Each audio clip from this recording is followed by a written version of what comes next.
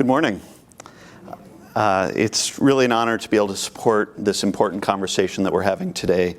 For those of you who are not familiar with the Democracy Fund, let me just say a few words about our work. The Democracy Fund is a bipartisan foundation. We were created about 4 years ago by the founder of eBay, Pierre Omidyar. Since our inception, we have given away about $100 million in grants. These funds have gone to organizations working on a wide array of issues, from reviving our public square to strengthening our system of elections to working with our governing institutions in the United States to ensure that they're able to fulfill their governing obligations to the American public. Unfortunately, no matter where you sit on the political spectrum, the last few years have raised pretty profound questions about the health of the American Republic. Questions that we as Americans are not used to having to ask about our own country.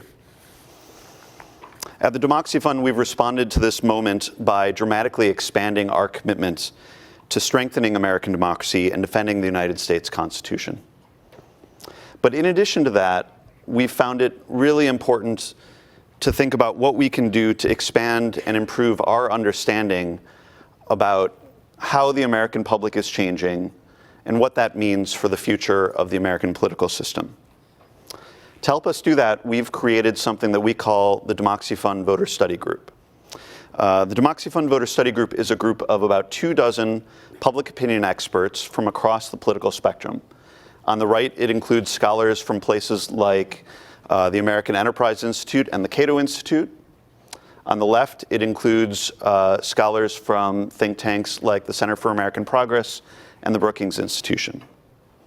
This diverse group of scholars will never agree on everything about what is best for the American public. But they have committed to study together what is going on with our political system, how the American public is changing, and what leaders in Washington need to understand about the public. Today's program focuses on trends in authoritarianism, a subject that the Voter Study Group has focused on quite a bit over the last few months. Some of what we found has been quite disturbing. In a recent survey, we found that 1 in 4 Americans said that a political system in which a strong leader wouldn't have to bother with Congress or election would be a good thing. More concerning, we found that those kinds of authoritarian views are increasingly polarized within our political system, a trend that could be very dangerous for the future. The good news is that when given a direct choice, the vast majority of Americans choose democracy. People believe in the rule of law. They believe in checks and balances. They believe that Congress and the courts should be a check on executive branch authority. This kind of support for the pillars of democracy should give us some hope, but we can't be complacent. Leaders of both parties need to stand up for the rule of law. They need to stand against abuses of power. We need to support free and secure elections and independent media, and we need to support the protection of the very dignity and rights of every individual that our founders envisioned for this country.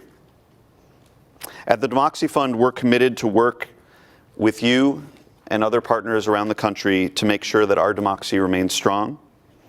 We're grateful to each of you for joining this conversation that we're having today, and look forward to continuing it at voterstudygroup.org and on Twitter at the Twitter handle Democracy Fund, @DemocracyFund.